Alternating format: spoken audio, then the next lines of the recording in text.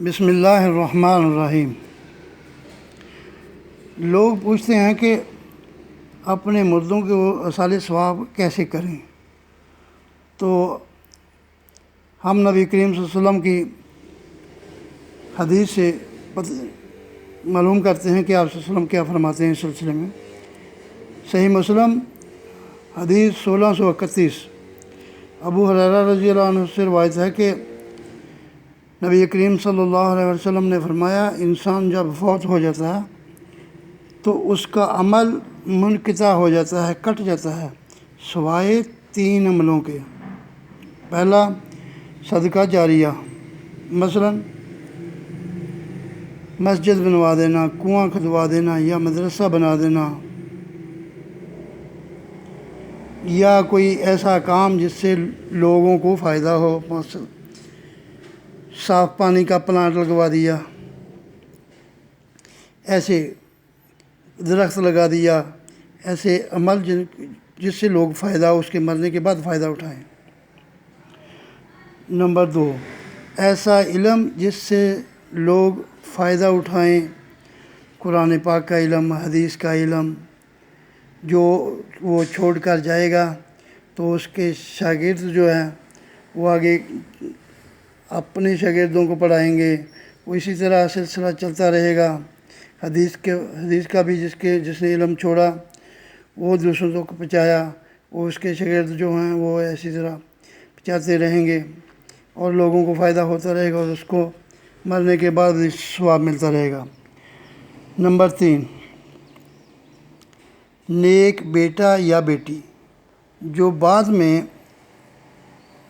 والدین کے بعد، اس کی وفات کے بعد ان کے لیے دعائیں کریں گے، یہ اللہ تعالیٰ یہ اولاد کو بھی ان کے لیے صدقہ جاریہ بنا دیتا ہے۔ تو اس میں آسان سا کلیہ ہے کہ نبی کریم صلی اللہ علیہ وسلم نے جو دین میں تھا وہ بتا دیا، اس میں نہ کل ہے، نہ تیجا ہے، نہ 40واں ہے، نہ برسی ہے، کچھ نہیں ہے۔ تو یہ آپ صلی اللہ علیہ وسلم کی اطاعت نہیں ہے، یہ تو آپ صلی اللہ علیہ وسلم کی مخالفت ہے۔ تو مخالفت کرنے والا، تو آپ صلی اللہ علیہ وسلم نے فرمایا کہ میری ساری امت جنت میں جائے گی سوائے ان لوگوں کے جنہوں نے انکار کیا۔ تو صحابہ کرام رضی اللہ عنہ فرمانے لگے کہ یا رسول اللہ صلی اللہ علیہ وسلم، انکار کون کرے گا؟ فرمایا، جس نے میری اطاعت کی وہ جنت میں داخل ہو گیا، اور جس نے میری نافرمانی کی اس نے انکار کیا۔ تو نافرمانی کرنے والا کون ہے؟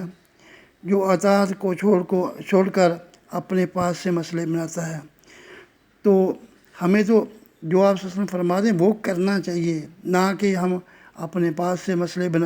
بنائیں۔ تو یہ اپنے پاس سے کچھ بھی دین میں ڈالا جائے تو یہ اس کو بدعت کہتے ہیں۔ تو بدعت آپ صلی اللہ علیہ وسلم نے فرمایا گمراہی ہے، وہ گمراہی جہنم میں لے کے جاتی ہے۔ حدیث نمبر 1388 بخاری شریف۔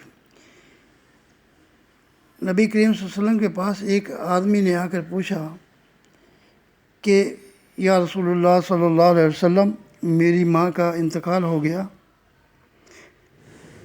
اچانک انتقال ہو گیا، میں خیال کرتا ہوں کہ اگر اس کو بات کرنے کا موقع ملتا تو وہ ضرور صدقہ کرتی۔ اگر میں اپنی ماں کی طرف سے کچھ صدقہ خیرات کر دوں تو میری ماں کو اس کا ثواب ملے گا؟ تو نبی کریم صلی اللہ علیہ وسلم نے فرمایا، ہاں ملے گا۔ تو ہمیں والدین کی وفات کے بعد ان کے لیے صدقہ خیرات کرتے رہنا چاہیے، یہ آپ صلی اللہ علیہ وسلم نے فرمایا، ان کو ثواب ملتا ہے۔ حدیث نمبر 2697 مسلم شریف۔ عبداللہ بن بریدہ اپنے والد سے روایت کرتے ہیں کہ ایک بار میں اللہ کے رسول صلی اللہ علیہ وسلم کے پاس بیٹھا ہوا تھا کہ آپ صلی اللہ علیہ وسلم کے پاس ایک عورت آ کر کہنے لگی، اے اللہ کے رسول صلی اللہ علیہ وسلم، میں نے اپنی والدہ کو ایک لونڈی بطور صدقہ دی ہوئی تھی، میری والدہ فوت ہو گئی ہیں، تو اللہ کے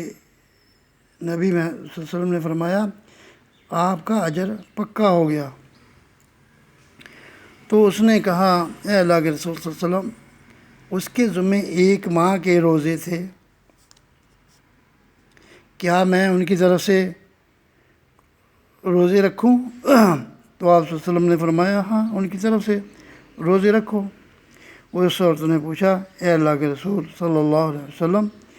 میری ماں نے کبھی حج نہیں کیا، کیا میں ان کی طرف سے حج کروں؟ تو آپ صلی اللہ علیہ وسلم نے فرمایا تم ان کی طرف سے حج کرو۔ لوگوں اس میں کہیں کوئی اور بات ہی نہیں ہے، نبی کریم صلی اللہ علیہ وسلم کی اطاعت ہے، تو ہمیں اطاعت کرنی چاہیے، اور دوسرے مسائل بنانے کا نقصان ہے۔ صرف جو آپ صلی اللہ علیہ وسلم فرما دیں وہی کریں گے، کیونکہ صحابہ کرام تو جیسے آپ صلی اللہ علیہ وسلم نے فرمایا ویسے کرتے تھے، اس لیے اللہ کی جنتوں میں۔ تو ہمیں بھی نبی کریم صلی اللہ علیہ وسلم کی اطاعت کرنی چاہیے، اور آپ صلی اللہ علیہ وسلم کے طریقے پہ جو آپ صلی اللہ علیہ وسلم نے فرما دیا اس کو، اور آپ صلی اللہ علیہ وسلم کی اطاعت میں یہ ہے کہ یہ خالص کوئی بھی عمل کریں گے خالص اللہ کی رضا کے لیے کرنا ہے، اللہ کی اطاعت، کیونکہ اللہ تعالیٰ قرآن پاک میں فرماتا ہے اِنَّ صَلَاتِي وَنُسُكِي وَمَحْيَايَ وَمَمَاتِي لِلَّهِ رَبِّ الْعَالَمِينَ، کہ میری نماز، میری قربانی، میرا جینا، میرا مرنا، یہ سب اللہ کے لیے، خالص اللہ کے لیے،